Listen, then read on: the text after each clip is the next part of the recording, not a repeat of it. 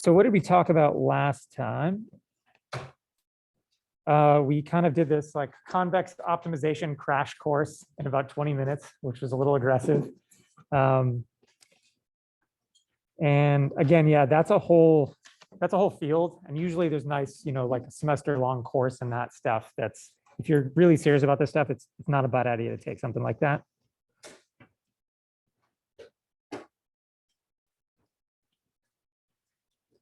And then we talked about Convex MPC. And then today, we're going to just finish up some loose ends on the Convex MPC story that I didn't have time to get to yesterday. So I don't know, it's basically some example things and notes. So and then we're going to start talking about nonlinear stuff, where it starts to get interesting and scary.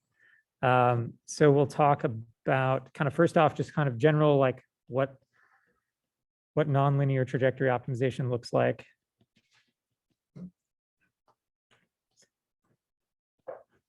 And then we're going to get into some of the, like one of the standard algorithms that's super widely used in robotics for solving nonlinear trajectory optimization problems, which is called differential dynamic programming, also known as iterative Lqr. And it sort of like builds on the Lqr story we've been talking about so far.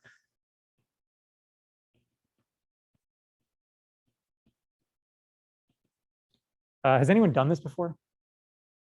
ILQR? No, heard of it? You people? Yeah, cool. All right, awesome. Just curious. So yeah, there's some interesting history behind this. The iterative Lqr version they're basically the same thing. We'll talk about that today. But the original DDP algorithm was invented in the 60s, and then it was sort of like rediscovered or reinvented in the like early 2000s by a robotics person and given the iterative Lqr name. I don't know, weird. Okay. So that's kind of the plan. We'll see how far we get. So just to kind of finish off from last time, I wanted to just show you some cool MPC examples. So we did the kind of general convex MPC story, and we did the quad rotor. And I wanted to show you like some cool examples that are sort of prevalent state-of-the-art things right now that you've probably seen. So the first one is the rocket landing, AKA soft landing problem. Most prominently SpaceX and JPL landing things on Mars.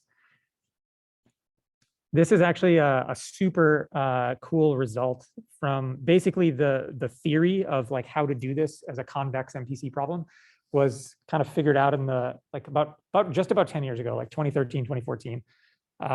And like there's like this seminal paper on this by some guys who at the time worked at JPL. The two authors, one is now the GNC lead at SpaceX, and the other is now a professor at University of Washington. So this is kind of a big deal, circa 10 years ago-ish. And the kind of the cartoon thing is basically that we'll probably talk about this in some more detail later in the class, but basically you can imagine we can linearize the dynamics of the rocket about like an upright hover. That's more or less what happens. And just like we did with the quad rotor. And then the interesting part is that the thrust vector for the rocket has constraints that are, as you can kind of imagine, right? You can throttle it and then you can gimbal the engine, right? To point the thrust vector. And kind of intuitively, that looks kind of like a cone. So it turns out that you can write down the thrust vector constraints on the rocket really pretty cleanly as a second order cone constraint.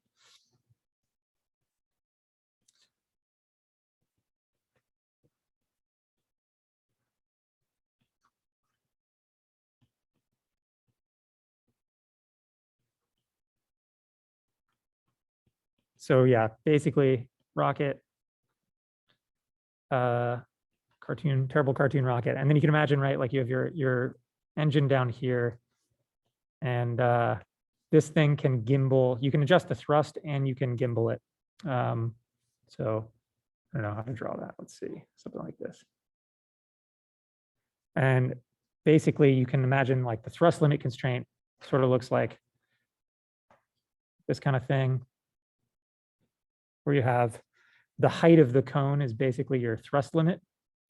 And then the angle is your gimbal limit for how, how much you can turn the engine nozzle, right?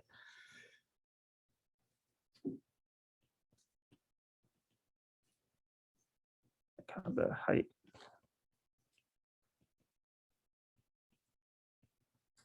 There's fancier stuff, but at its core, that's kind of the basic idea, is that you can write the thrust limits, you can write the kind of like the limits on the thrust vector as a cone constraint, and therefore pose it as a nice second order cone program. And yeah, again, this is sort of used for Mars landing stuff and SpaceX rocket landing stuff. And this is a second order cone.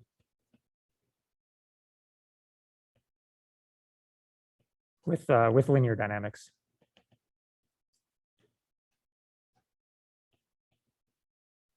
And yeah, I think we're going to throw this on a homework, and I'll talk about maybe some more of the details later in the course. Okay, so that's one cool example. Another fun example is legged robots. These are also kind of the standard controllers on quadrupeds right now, and humanoids and other things. And there's some fun stuff there too. So the big one there that comes up is contact forces between the feet and the ground. So you have these, once again, you end up getting cones, interestingly. So there, does anyone know what this is called? The kind of like friction stuff? Yeah. Yeah, it's just called a friction cone. It's called a friction cone, yeah. So this is like the 3D version of your sort of like high school level, mu times the normal force thing.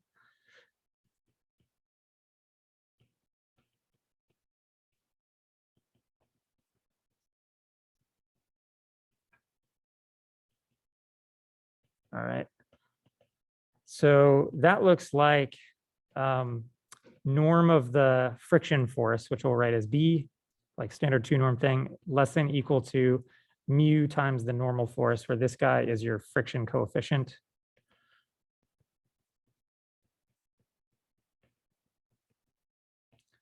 This is the normal force. And then this is the friction force.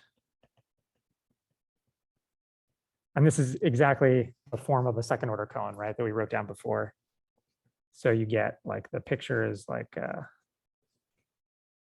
if this is your contact point on the ground, you have a cone where your normal force, is the vertical direction.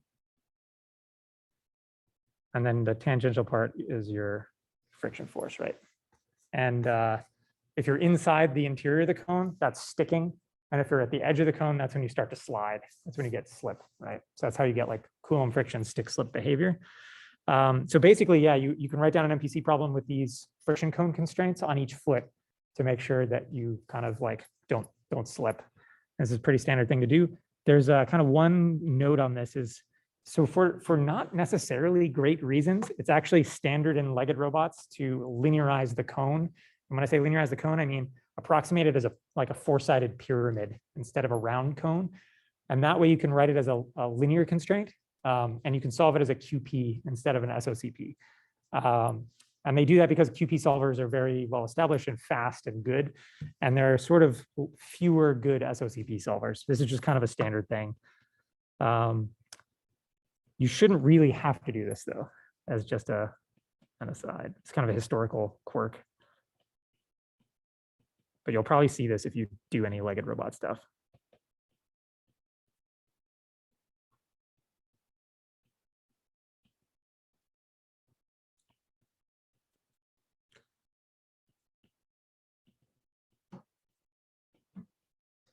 So as in like AX less than equal to B, what we talked about before with QP. And so that looks like kind of, you had your original cone, you'll end up like doing an inner approximation of it that looks like this.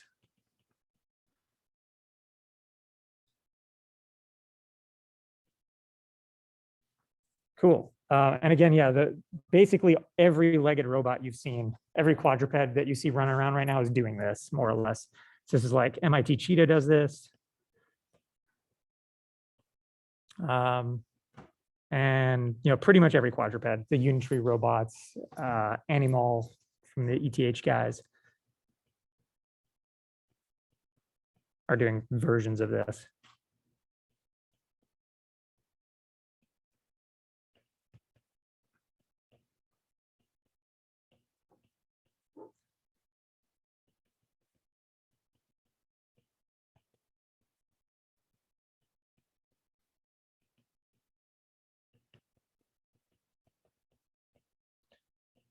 Okay, so yeah, one kind of point here is like these systems, right? The rocket, the quadrupeds, these are highly nonlinear systems, right? It's just kind of partly to illustrate how far you can take the linear dynamics approximations.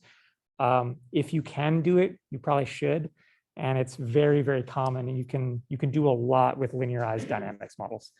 Okay, so let's talk about that for a sec. So this is kind of to segue into our next conversation. What about nonlinear dynamics then? So really, the linear stuff works incredibly well a lot of the time. If you can do it, you probably should, and it's probably the first thing to try.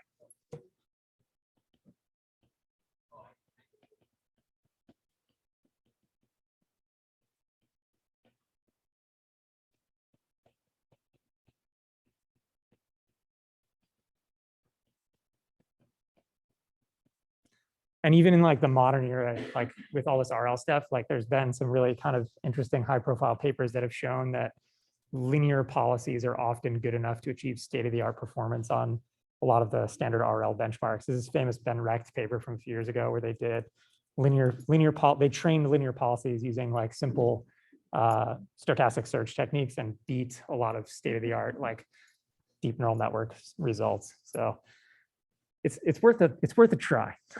Okay, so what if we do put nonlinear dynamics into the problem, which we're going to talk about next? It's risky because as soon as you do that, the optimization problem becomes non-convex, and we can no longer guarantee that the solver will converge. In particular, it may converge, it may not. We can't bound the number of Newton iterations that it'll take to converge, right? So it becomes scary to do online. People still do it, and it does work. But you really have to be careful about testing, Monte Carlo simulating everything, that could possibly happen and all this kind of stuff. So that's kind of a note.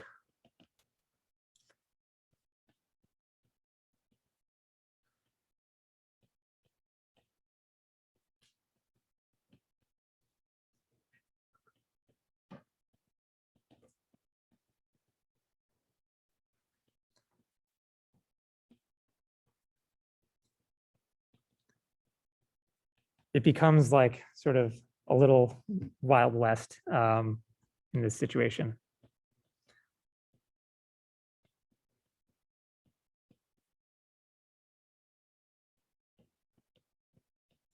Like I would do this in a research project in the lab. I might not do it in a real fielded product, that kind of thing. That said, yeah, it can work really well in practice if you kind of tune things up and do a lot of testing.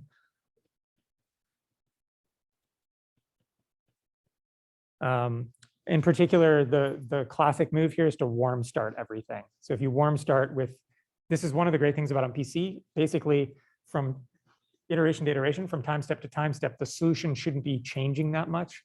It's basically only changing due to like disturbances, right?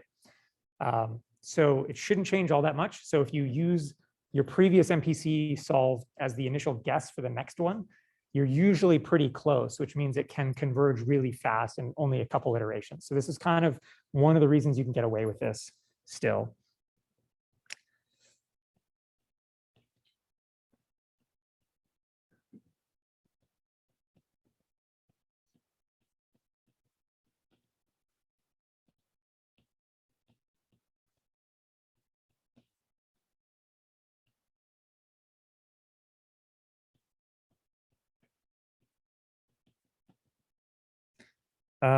And yeah, this is kind of active research.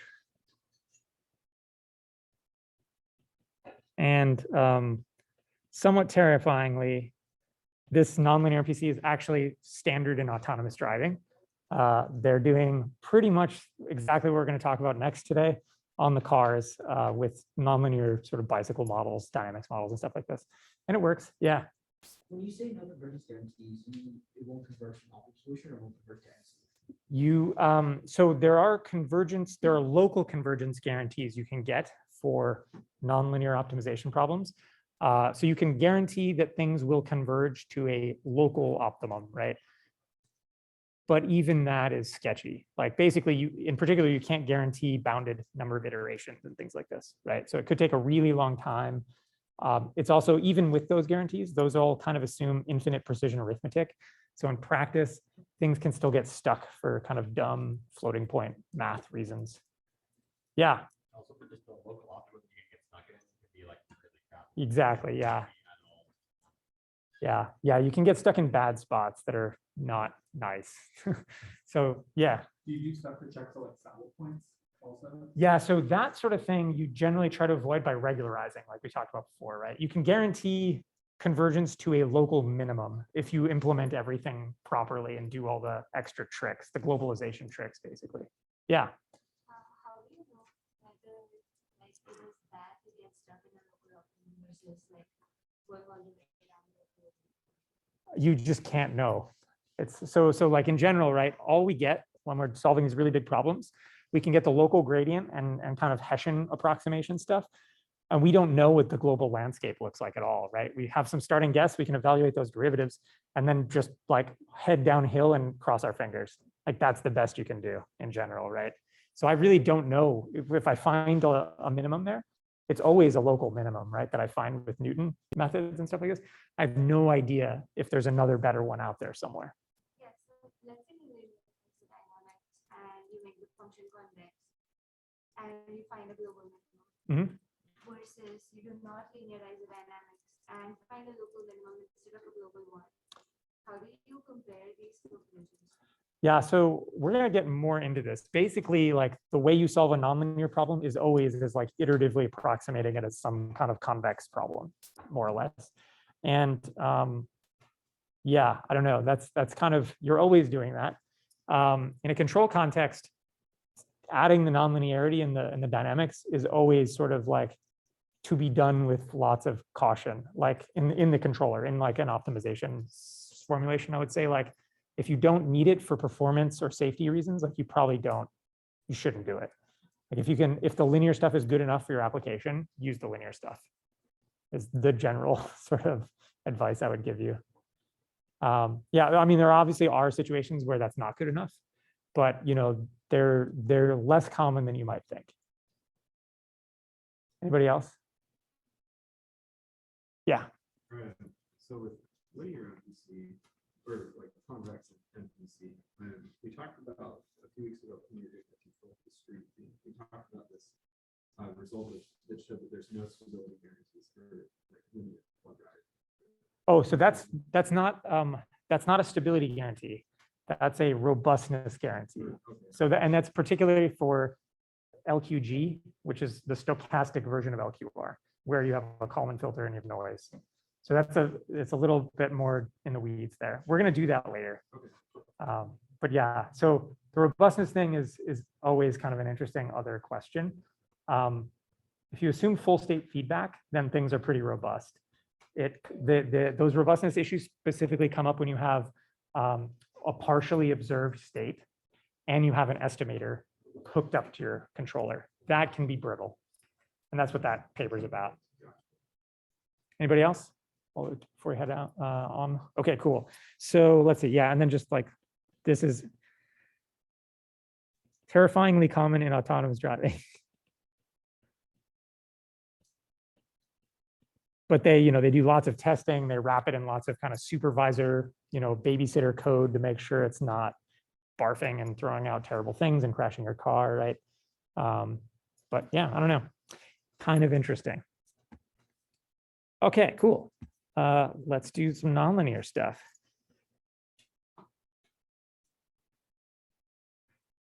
Okay, so sort of back to where we started with the whole deterministic optimal control setup.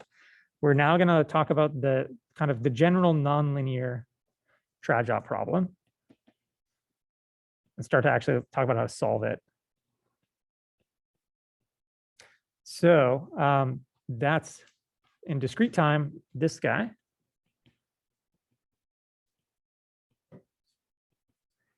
Where we have a cost function that can be whatever, but again, usually we pick pretty benign cost functions. Usually we pick quadratic looking things. So there's our stage cost, and then we have a terminal cost. And then we're going to have general nonlinear dynamics.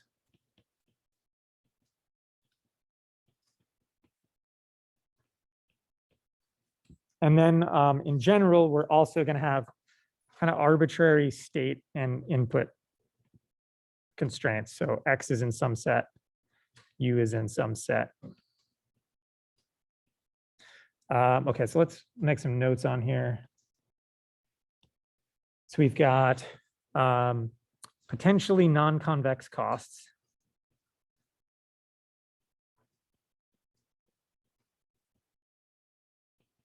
We've got nonlinear dynamics. And then we have potentially, non-convex other constraints.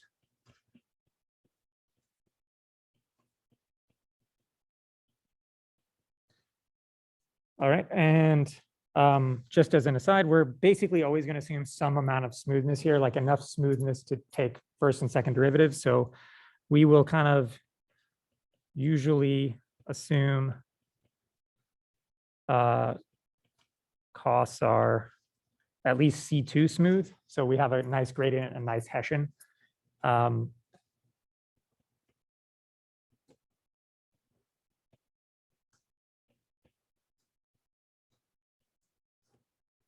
And this is, again, yeah, like basically so we can do Newton's method. And then we want to also assume that the dynamics are at least C1, or the constraints in general, but yeah.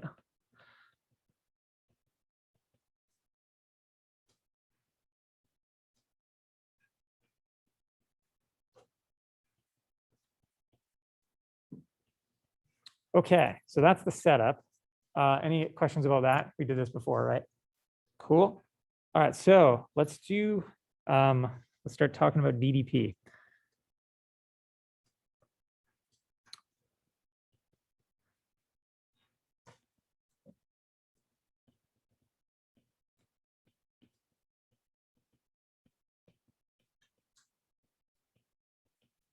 Okay, so the name implies this has something to do with dynamic programming. There's a few ways to think about this. You can actually derive this algorithm, I think, from at least 2 or 3 different perspectives. And I like the way I like to think about it.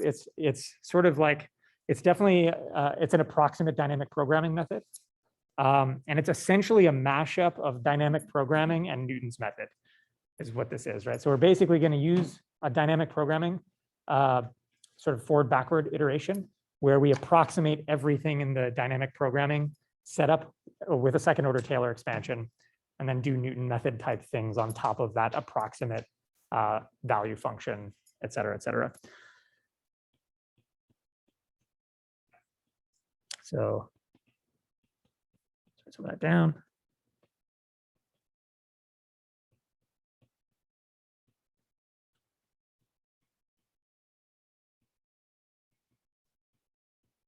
It's an awful noise.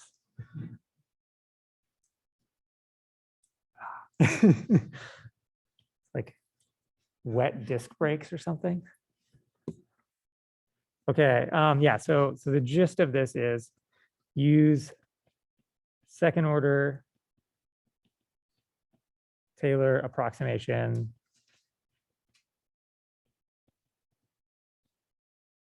of the cost to go function in DP to compute Newton steps, basically.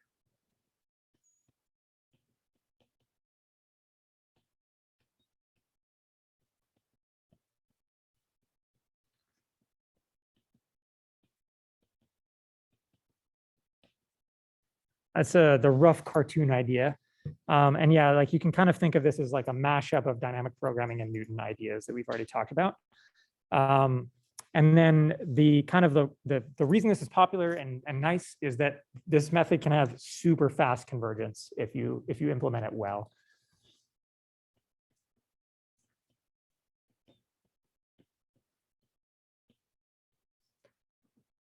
Okay. So let's get into it. This is going to be a little bit of a slog to get through all of this today.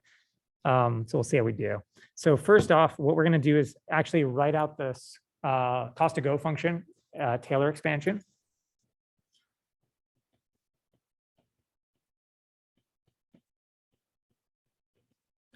Okay, so we got our V sub K. We're going to write like this x plus delta x. So it's going to look a lot like what we had with LQR. So we're going to write this Taylor approximation down. We've got, so just Vk of x, the sort of nominal value, and then we're going to have a gradient and a Hessian, unsurprisingly.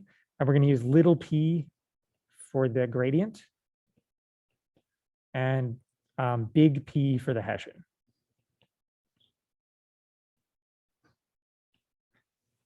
Right, and then sort of obviously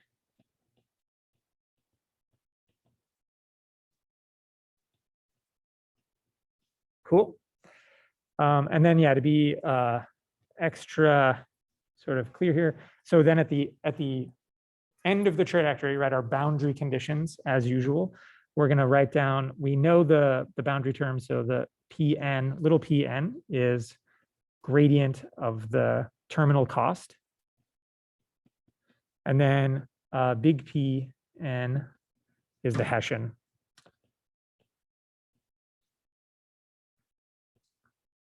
Of the terminal cost.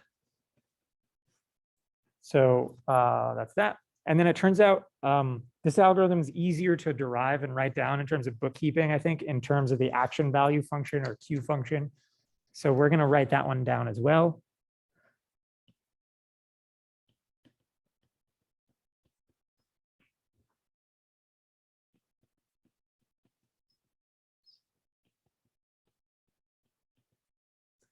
You can tell I'm a controls guy and not an RL guy because I used Q for the LQR stuff and not for this function. I used the controls notation. But here you go. So this guy, we used S for this before, right? So this guy has X plus delta X and then U plus delta U going on. And we need expansions for in both variables now. So this is going to look like that it's sort of nominal value plus the gradient, and we're going to use G's for these guys. So we've got G sub X, G sub U now. And we've got times delta X, delta U, and then the Hessian of this guy. So this is going to look like 1/2 delta X, delta U transpose, and then we're going to write this as GXX, GXU, GUX, GUU for the blocks of this Hessian. Delta X, delta U. Cool. And then it's a Hessian, so it's got to be symmetric, right?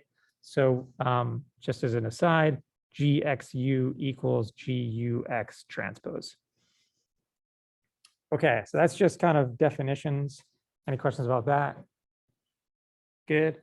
Okay, so now what we're going to do is basically plug these Taylor expansions into the Bellman equation, the backward recursion, right? The dynamic programming recursion, and just kind of write out what these things do as you go backwards one time step.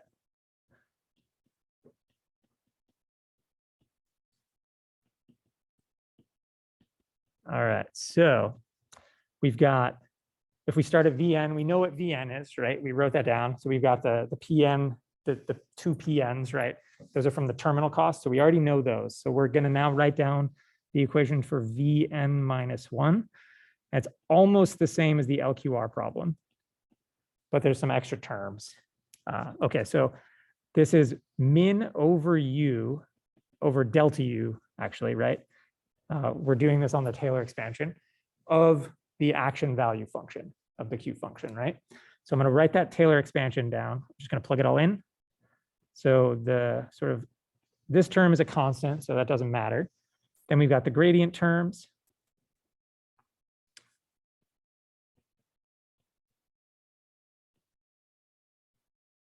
then we've got a whole bunch of Hessian terms.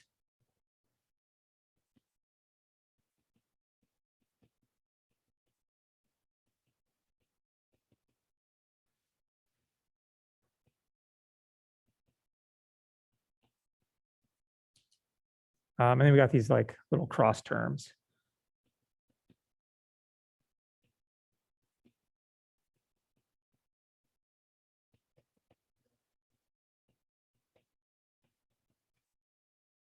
Okay, that's the whole thing. So what do? We take the derivative of that whole thing with respect to delta u and set it equal to 0, right? Just like before, it's a quadratic function, right? So it's all nice, that all kind of works out. So I'm going to take partial of this thing. So I guess I'll do with respect to u. And if I do that, it turns out it's not too bad. It's gu plus guu times delta u. I guess I'm actually taking the column version of this, so bad Zach. Should write it this way, right? I should write it as grad with respect to u of this guy. Okay, so keep it straight. And then we got the cross term. So we get a gux delta x. And we set this all equal to 0, right? That's the recipe. Yeah. The g's? Yeah. They're the little g's are the gradient, and the big g's are the Hessian blocks of the action value function or Q function, which is the value function. I'll just write it down. Okay, so this guy. So maybe like we should write a little aside here. So remember the Bellman thing says that, so we start with Vn, which is just the terminal cost, right? And then we get Vn minus 1 of x equals min over u of the one-step cost plus the cost to go evaluated at the next time step where you plug in your dynamics. So saying if I know Vn, I go back one time step and I can minimize the one-step cost plus the cost at that last time step by passing things through the dynamics, right? So this is the Bellman equation. And then this term here inside, we just call this whole thing the action value function. And we're calling it S. If you take an RL class, this is the standard name for this is the Q function, and they call it Q of X and U. Yeah. Why do we not have a derivative term for the 1/2 delta X transpose GX and delta U? So there's two of them at the bottom line, right? So here there's two of these guys, right? Mm-hmm. And the whole function's a scalar, right? And those terms are symmetric. So the scalars are equal to each other. So when I take the derivative, I just add them together and take one of them. Does that make sense? Oh, okay. The scalar doesn't. The 1/2? Yeah. No, there's 1/2s on everything. The whole thing has 1/2s on it, right? Okay. So like when I take it's 1/2 x squared. It's the Yeah. derivative of that x, right? Okay. So it's because they're squared. So when I pick up a factor of 2 when I take the derivative of like x squared, right? So this is 1/2. It's roughly speaking that's 1/2 gxx x squared, right? So I pick up a factor of 2 from the x squared when I take the derivative. Does that make sense? I think I'm off my factor of 2 somewhere in my head still. Okay, so no, it's okay. I mean, there's no, so okay, if I write down x transpose ax and ask you what the derivative of that is. Yeah. What's the derivative? 2ax. Sure. Okay. So if I write you down this, That's there's two terms of those that you lump together. okay. So what I have there, right? So are you good with the delta x gxx delta x term? Yes, I'm happy with that. Okay. So this should have a transpose on it. My bad. Okay. So and you're happy with the u term? Yes. Okay. So it's the xu ux terms. Yes. So do both of them. Mhm. They're just transposes of each other, right? Yeah. All I did was add them together. So because they're just transposes of each other, and because the whole term is a scalar, I can transpose those all I want, Yes. right? And they're symmetric. They're each other's transpose. So all I'm doing is I could rewrite this whole thing as like I could get rid of I could basically add those together right now if I wanted to in that line, right? That's all I did. Okay. Does this make sense yet? I think so. Should I write it out all the way? No. Okay. I think like I'm 90% there, and Okay. I'll think about it a little more of that. Basically, those terms are each other's transpose. And when I take the derivative, I just add them together. It's like literally, what's another way to talk about this? So it's basically this.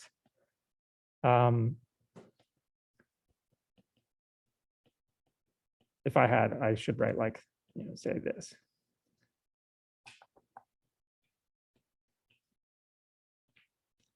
It's that. Yeah. Right. And so this is equal to just having like X transpose AU. Right. I can just add the both together because the whole answer is a scalar. Oh, So, yes, yes. Okay. So the transpose of a scalar is the same number. I'm on board now. Okay, cool. All right. No problem. This stuff is unfortunately not taught in any real classes, like the matrix calculus stuff is not taught in a coherent way anywhere. So I don't know. It's a thing. Okay, cool. So we got that. Okay, so now I'm going to take this line and just solve it for delta U. So we get delta U n minus 1 equals minus GUU inverse GU minus GUU inverse GUX delta X. What does that look like? So in particular, I'm going to call these, I'll label these terms a little bit. So this is a constant vector, right? So we're going to call this guy dn minus 1. And then this is a feedback term on delta X, right? Everyone see that? So we're going to call this k n minus 1.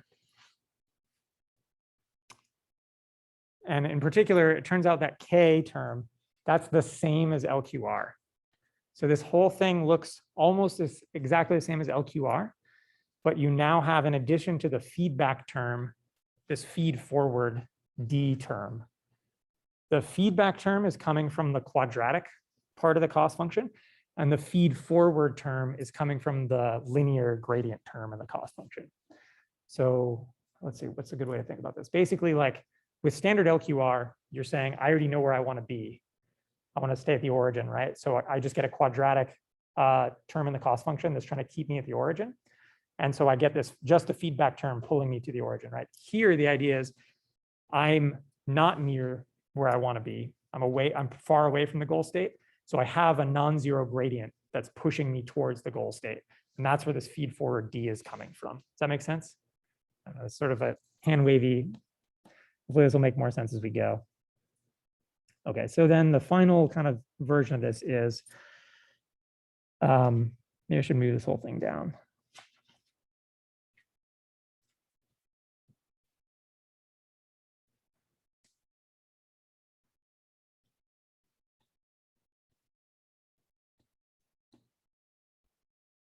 Okay.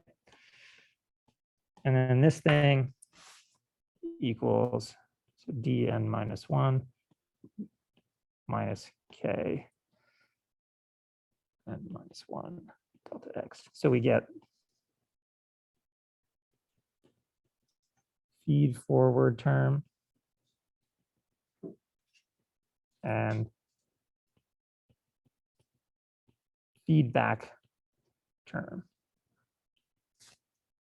Cool. So we'll put a box around this. This is sort of important.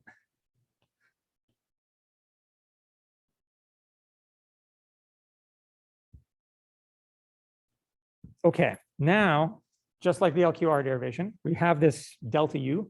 We're going to take the delta U and plug it back in to the Taylor expansion for the cost to go, or the action value function, to recover the next value function at Vn minus 1 in terms of just, right here, we have Vn minus 1 that we want to be just a function of X, right? And it's in terms of action value, XU on the right. Yeah.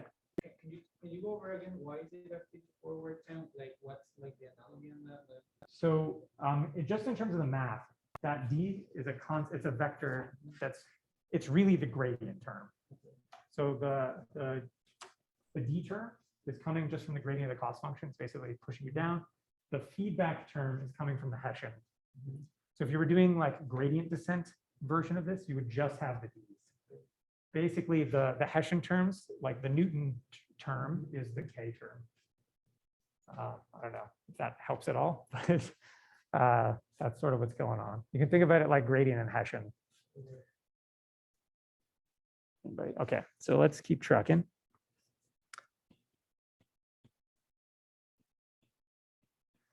So just like before, right, we solve for delta U from this min over delta U, and we plug the delta U back in to get the next V.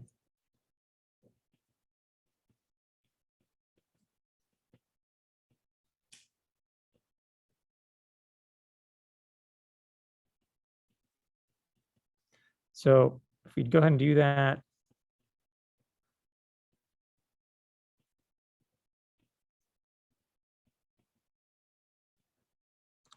so a bunch of these terms are fine. This thing's fine. It's already just an X term. But then, you know, the U term, we're going to take the delta U and plug it right in there.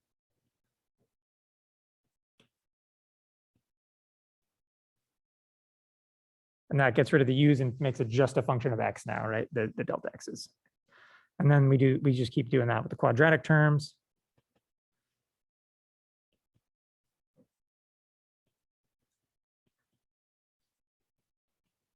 So we've again, we just plug this in everywhere there's a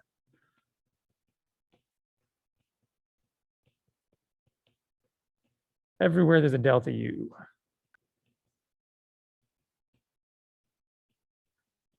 And the cross terms, we can kind of simplify these down if we want to.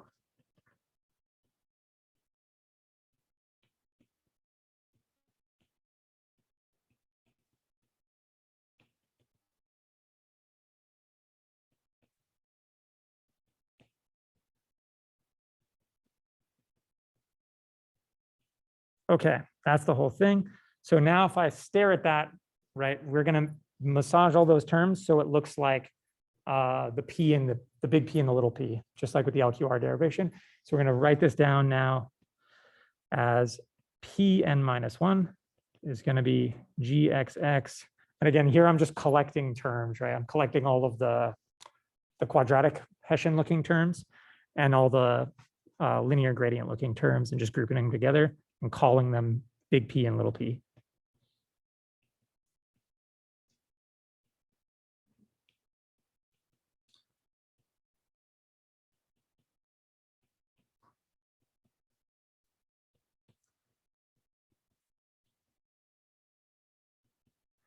And then the little p.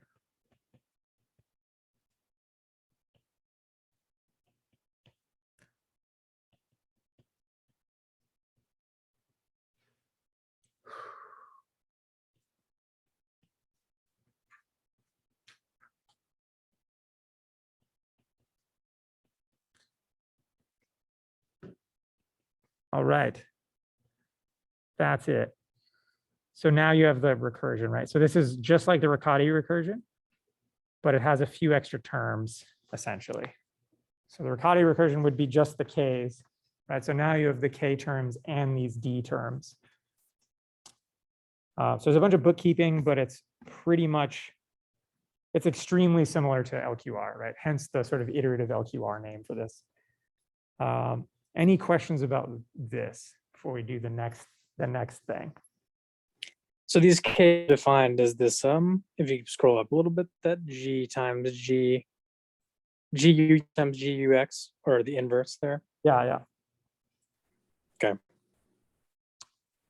Okay. So next move. So we have this nice recursion in terms of these G's, which are again like Hessian gradient of the Q function, action value function thing.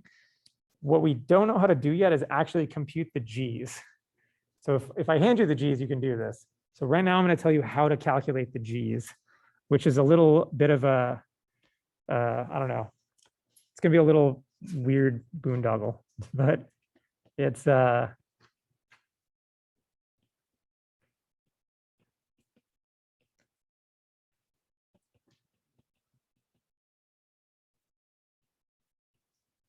here we go. This is not a standard topic. This is a weird Zach topic that is something I think is useful. So I will now teach you. That is somewhat obscure, but useful. Okay, so inside these the big G's in particular, are terms that required like computing third rank tensors. In particular, there's terms in there that are second derivatives of the dynamics. And if you have a dynamics function, right, like Rn to Rn, the first derivative of that thing is a Jacobian matrix. The second derivative is the derivative of the Jacobian matrix with respect to the state again, is going to be a tensor. And there are nice toolboxes for doing tensor math now, thanks to all of our machine learning friends. But it's often sort of glossed over the details of this. And I want to show you how to actually do it. So here we go. Okay, so let's say we have a function like that. That's, think about this like a dynamics function. So this is Rn to Rm, say. Let's look at a second order Taylor expansion of this thing.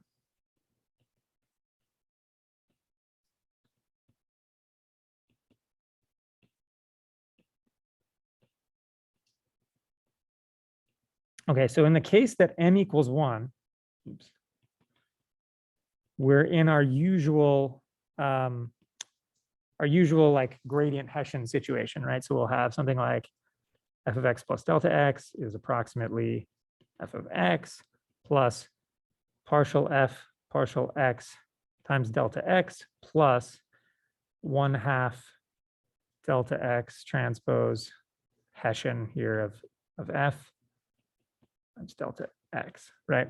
And in particular here, right, this is a gradient thing. So this is 1 by n because m is 1. And then this is your Hessian matrix. So this is n by n. So now what happens if m is bigger than 1? So now it's actually a vector case. So if we do this, same thing, I get f of x, and then I get now the Jacobian matrix, right? So this is like our A matrix that we're used to doing when we have dynamics.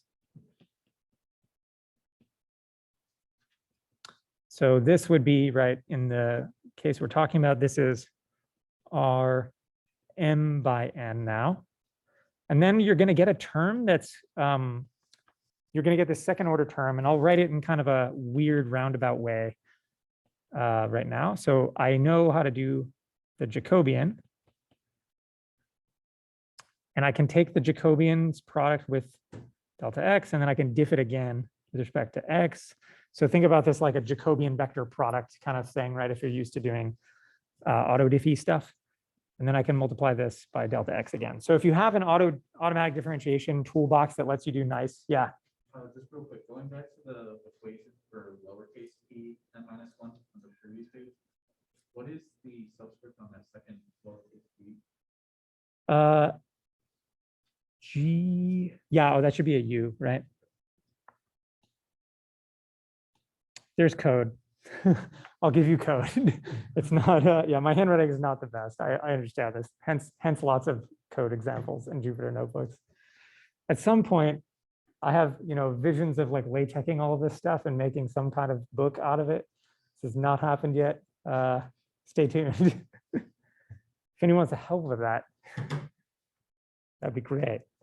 Okay, so this basically this second derivative term is super ugly, right? That's kind of the message. And usually in derivations of this stuff, you'll see like weird kind of made up tensor multiplication notation and I don't know, stuff like that. So let's do this a slightly different way. Okay, so but the point is, yeah, for m greater than 1, this Hessian thing, d squared f dx squared, is actually a third rank tensor. Who knows? Yeah. Is it delta x transpose the same on that last term? Or no, never mind. No, it's not a scale. No, yeah. So this is a weird this is a weird thing. I wrote in a very weird way, basically to avoid ambiguity with like tensory stuff. So you can do that weird nested derivative thing if you have access to a good auto-diffing toolbox that'll do it for you. But in general, this is kind of nasty. And that d squared FDX squared thing is, right, like if dFdx is a matrix, and I want to diff that matrix with respect to a vector again, it's this third rank tensor idea, which you kind of think of as like a 3D matrix, right, if you like.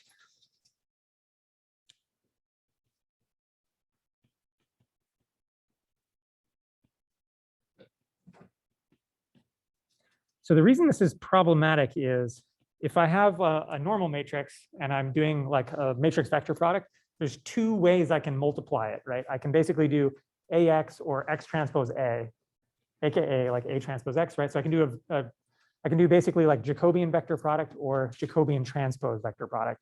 And in general, the answers are different, right? So similarly, if I have a third rank tensor, think of it like a 3D matrix, I now have three different ways I can multiply a vector on and get three different answers, right? So you have to be careful keeping track of like basically which side of that tensor you're multiplying on. And if you don't do this carefully, you get lots of bugs and terrible stuff. So we're going to kind of introduce some new notation tricks to do this.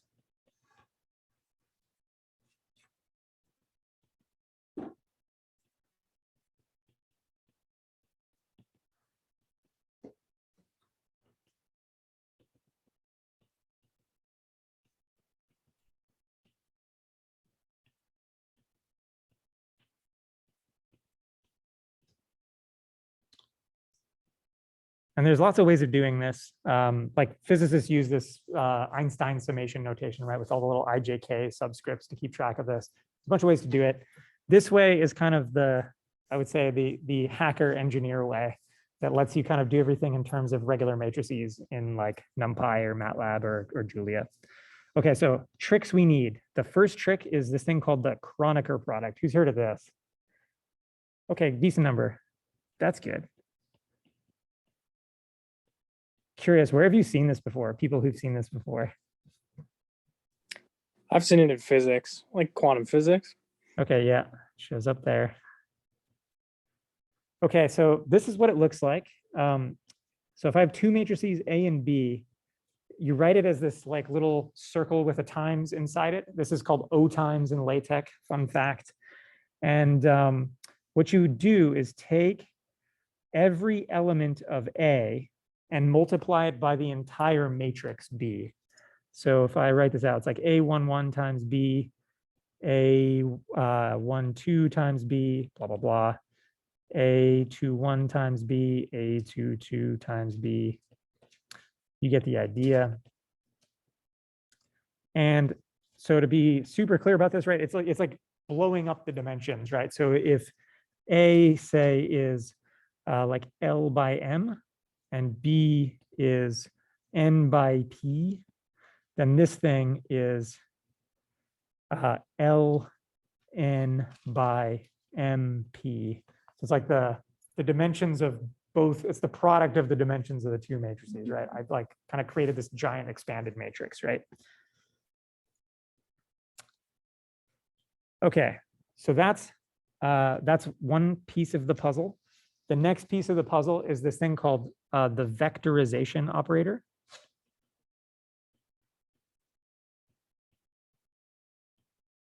AKA Vec. So the idea here is if I take a matrix and I look at it as a bunch of column vectors,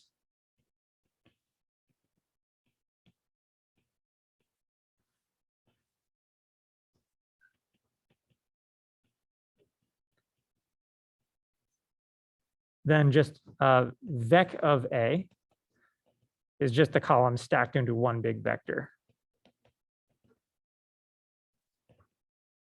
And it is called Vec in MATLAB and Julia and all other sane matrix libraries. So yeah, like before, if we say this is L by M, this is going to be LM by 1. Okay, everyone cool with those two things? Here's where it gets fun. So we're now going to, I'm going to tell you this thing called, that I call the Vec Trick. I don't know of any other name for it. And it makes all of this stuff work. So if I have the product of three matrices like ABC, Vec of that equals the following thing.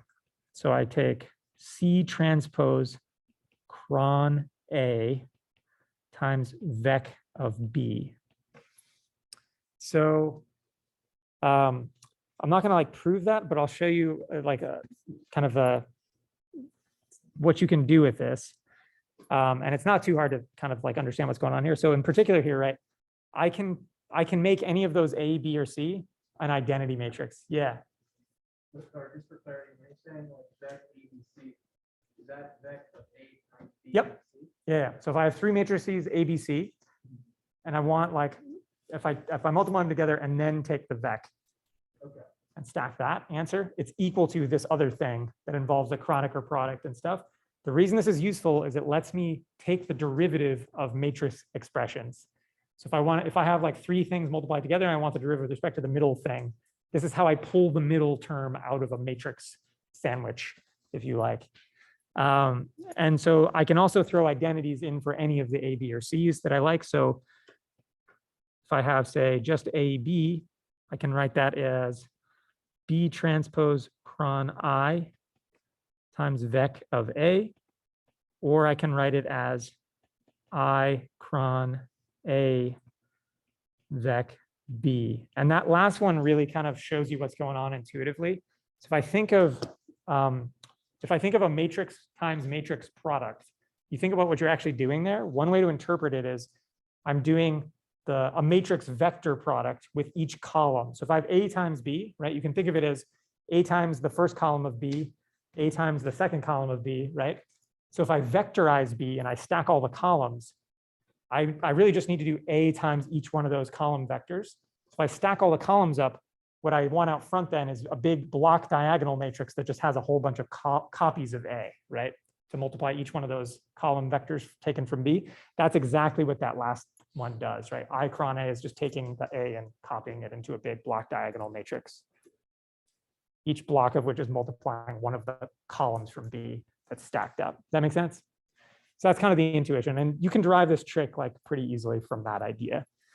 Okay, cool. So now if we want to do calculus,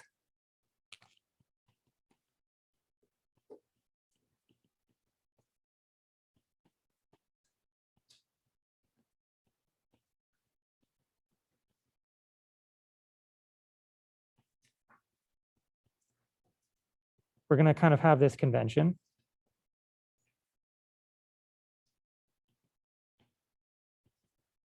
So if I want to take the derivative, say, of some matrix A, that's a function of some vector x, with respect to x, all I do is do partial Vec A partial x, which now that if I do the vectorization thing, now it's just a vector, right? So now we're just back in normal like vector Jacobian stuff that we already know how to do, right? And so by convention, we're going to have like an implied Vec in the derivative anytime I'm differentiating a matrix.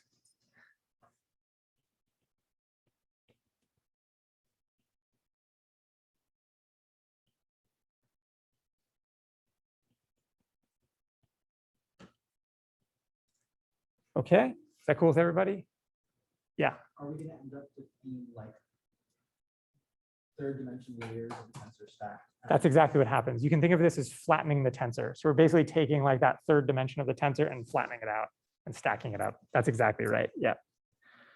So yeah, like this guy will be Lm by n if A is, L by m like before and X is n dimensional.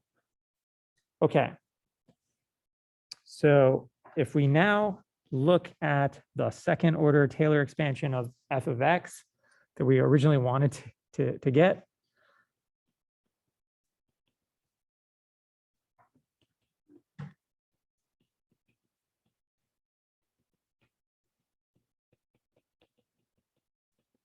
So we have this thing.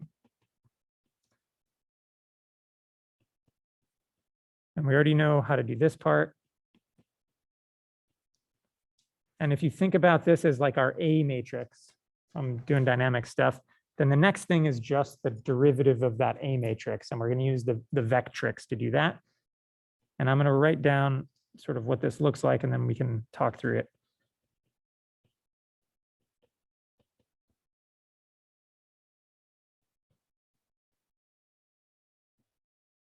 So this is the sort of right way to write that second derivative term using this notation and stuff. So let's see, if I talk through this, right, this is like our A matrix from our dynamics. Then this thing is really partial Vec A partial X, right? So I'll go through this. And then let's see, what else is there to say about this? I can think of this whole term as I'm doing basically Vec of I A delta X, right? So I want to diff with respect to A, so I get that delta X transpose cron I dA dx, right? Does that make sense? So it's just the ABC trick applied to like the A matrix. Okay. That's almost the whole story. There's one last trick. There's a lot of weird linear algebra tricks, but we're almost to the end. Okay, so the last thing is sometimes, and in particular, we will next, we need to actually diff through a transpose. We need to diff like A transpose, right, with respect to X. And for that, we'll add one more little trick.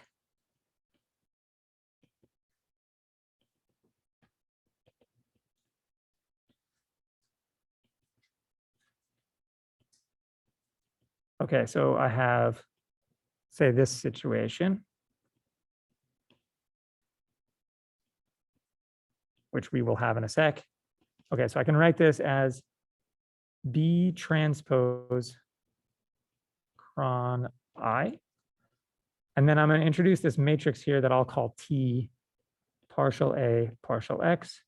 And this thing is defined such that T times Vec of A equals Vec of A transpose. And this matrix is called the Commutator Matrix. It's just a permutation matrix that takes that stacked version of A and morphs it into the stacked version of A transpose.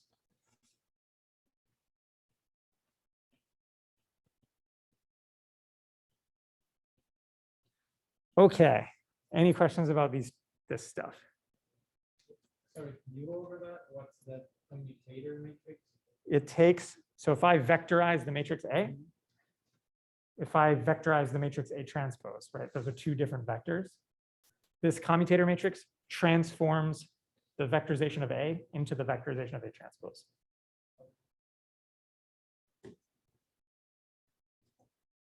Yeah, so for the Taylor expansion equation, so that for df of dx,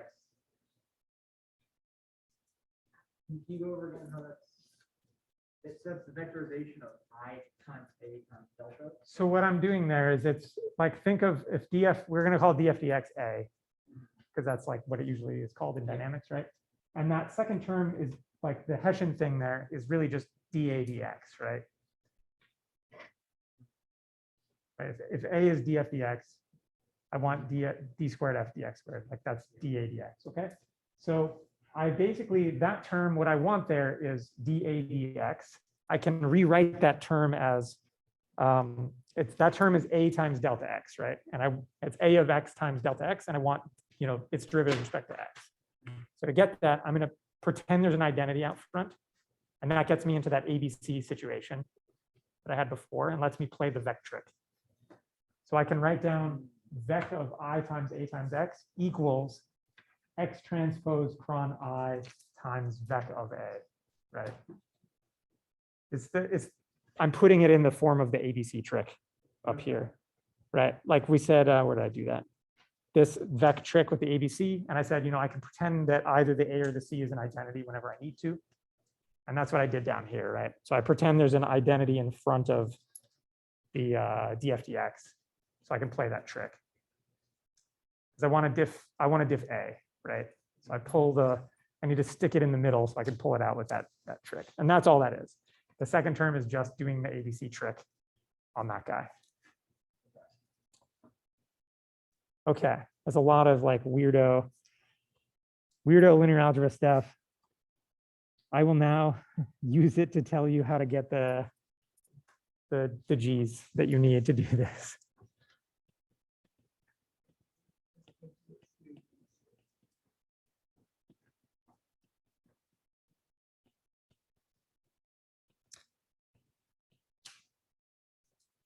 Okay, here we go. So we have this situation. Just again, action value function is this thing, right? One step cost plus value function, AKA cost to go function, with the dynamics plugged in.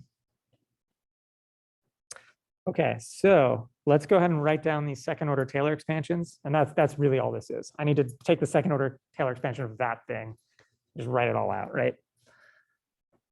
Okay, so here we go. The X one is, we'll do the gradients first, right? So this is partial L partial X plus partial V partial X times partial F partial X. Just doing a chain rule. And then remember, this guy is A from our dynamics, right? So I put that all together. And to some transposing, I can tell you that G sub X, which is this thing, right? That's this gradient. It's the column vector version of it. It's just going to be grad of L with respect to X plus A transpose PK plus 1. So PK plus 1, right, we defined before is partial V partial X, or it's grad V, right? So that's where that comes from. So there's one of them. So now we can do the U one. And it's, chain rule again.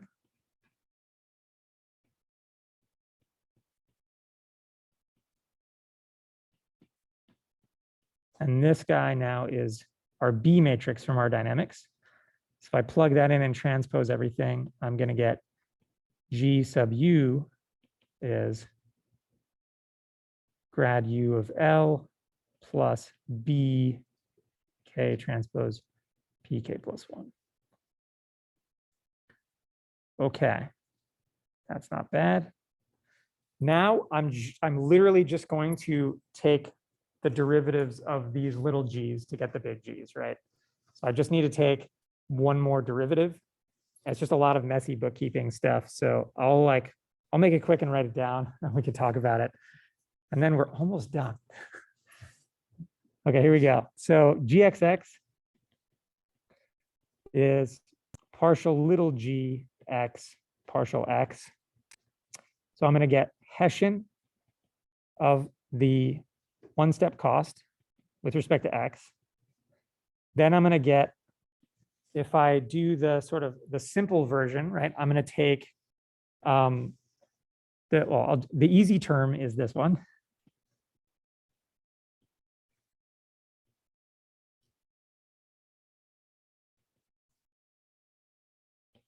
Does everyone see how I got that?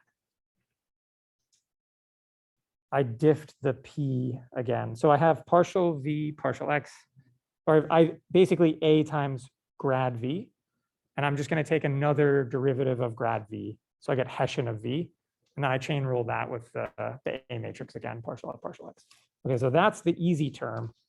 The annoying term is, so to be clear, right, I'm taking the derivative of this guy.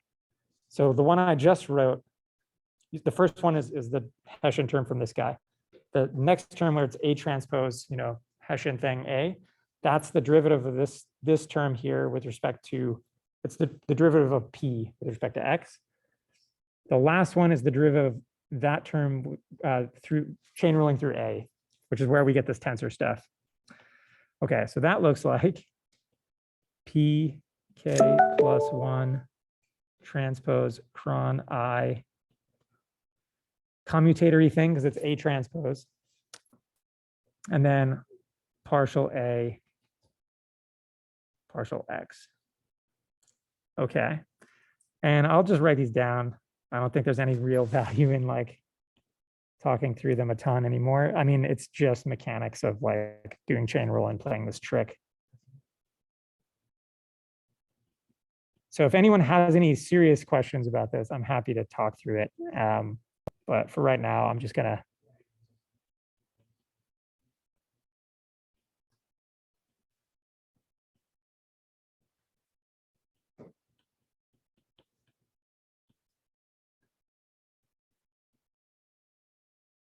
Okay, there's the U ones, and then we get these cross term ones. And it turns out these guys are transposes of each other, like we said before, so you really only have to write down one of them. So this one would be the cross term from this Hessian of this guy. And then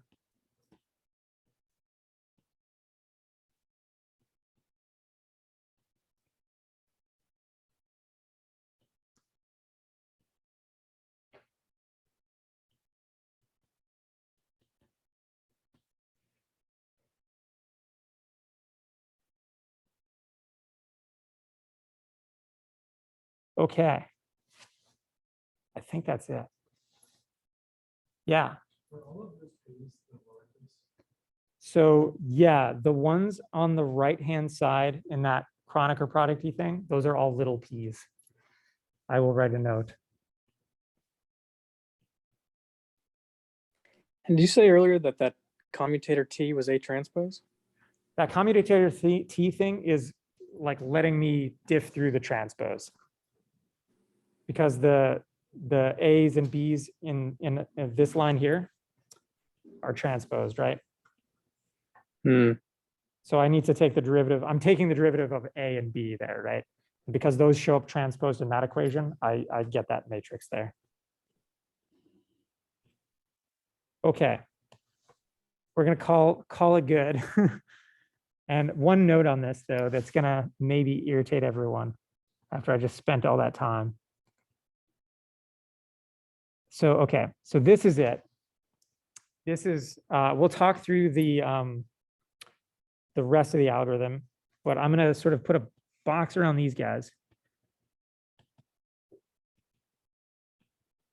Okay, so we're going to call these things the tensor terms. Okay, so here's the story. Those tensor terms often are ignored or left out of the algorithm because they're super annoying, as you just witnessed. They're also kind of expensive to compute, although there's more to say about that. If you leave the tensor terms out, it's called iterative Lqr. If you keep the tensor terms in, it's called differential dynamic programming. That is the difference between these two things. That is it. Someone got a highly cited paper in 2004 by leaving those terms out of a paper from 1967. Go figure.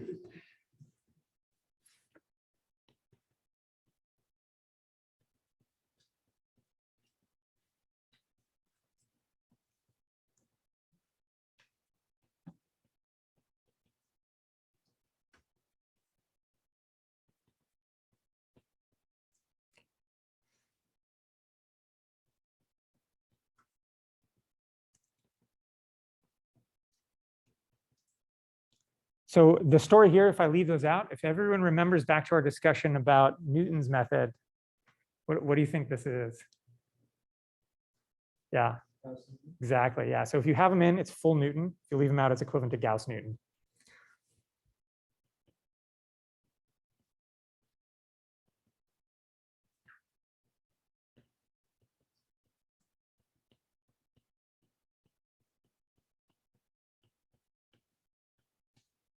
Okay. So are there benefits like there are with gaps? Yeah. Yeah. So what's going to happen if we keep them in? Maybe, if you remember from before. So in particular, if you keep those terms in, they can make your Hessians, which here are the P's, the big P's, indefinite or negative definite, which is annoying and makes you have to regularize. Whereas if you do just the Gauss-Newton approximation, it always shows up symmetric in there. So it stays symmetric, and If Pn is positive definite, it'll always stay positive definite. So that's kind of nice, or at least semi-definite. Modulo some annoying details of floating point round-off error that can still cause you problems. But yeah. So the dirty secret is that basically no one in robotics does the legit DDP algorithm. Pretty much everyone leaves those terms out and does ILQR, whether they say it or not.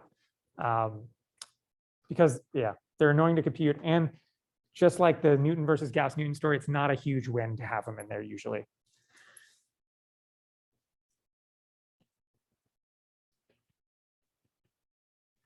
But at least now you know how to actually write them down. So hey, I did my job.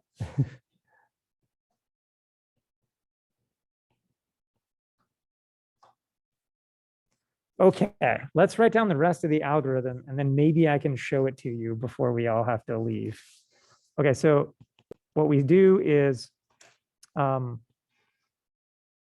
like with LQR kind of before when we talked about the whole Riccati thing, we're going to do a forward rollout.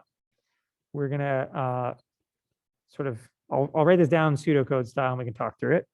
So we're going to start at, time step 1, initial conditions, go to the end. We're going to get our U, I'll write it as U prime. The new U is going to be the old U minus our feed forward term with a line search on it. And then we're going to have our feedback term. And I'll write some more details in here in a sec. And then the new X is going to be xk plus 1 as you run this through the dynamics.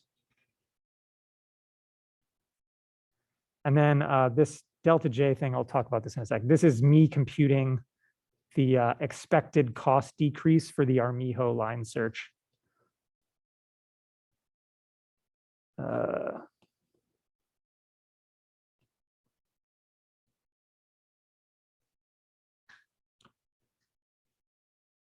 Okay, so so this is the rollout. Let me write some notes in here. So this is a line search parameter, and we do Armijo on this thing, which we'll write down in a sec.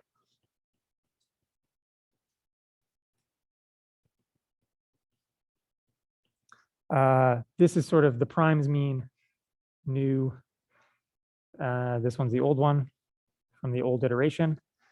And then this is from the Armijo thing. This is the expected cost decrease.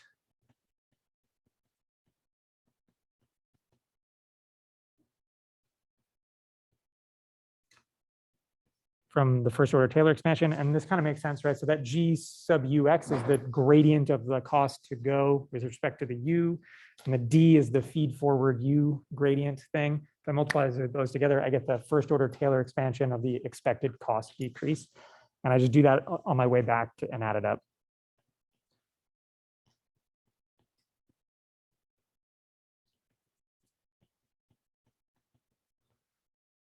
Okay. Questions about that? Cool. And then I'll write, just to be super clear, the line search.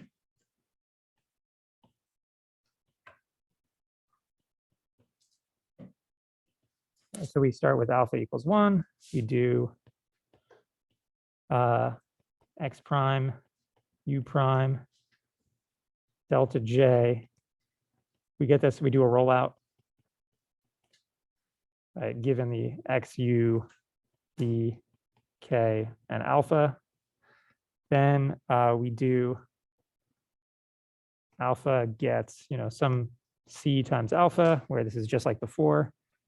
We do this while j of x prime u prime is greater than the last j minus this tolerance thing times delta j. So this is the standard Armijo thing, just sort of written out in detail for this guy.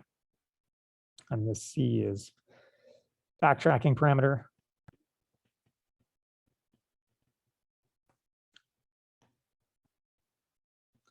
He's usually like a 1/2. And then this guy is the Armijo tolerance from before. And this is usually, like 10 to the minus 2 or 3 or something like this. So we'll use 10 to the minus 2. And then you repeat. So the whole thing we did before, right, with all that math, that was the backward pass to get the P's and K's and stuff. And then we do this forward rollout and line search. And that's the whole algorithm.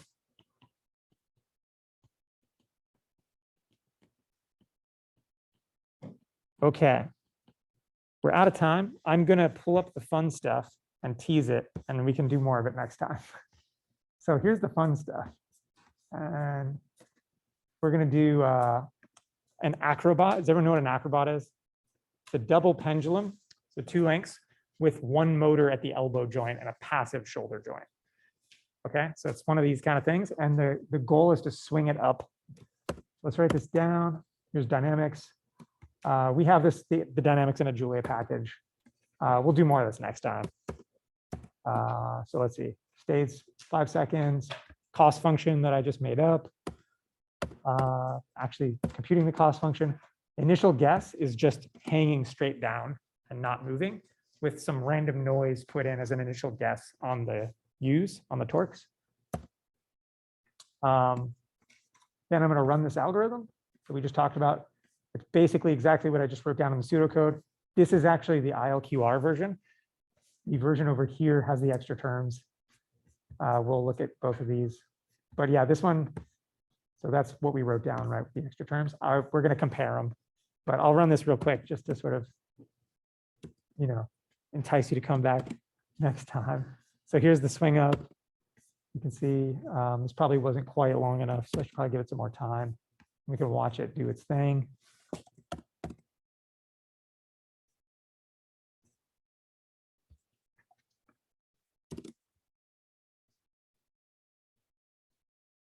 That's kind of cool. And I don't know, we can play around with this and do all kinds of fun things, but I'll let you guys go since it's the end of our time.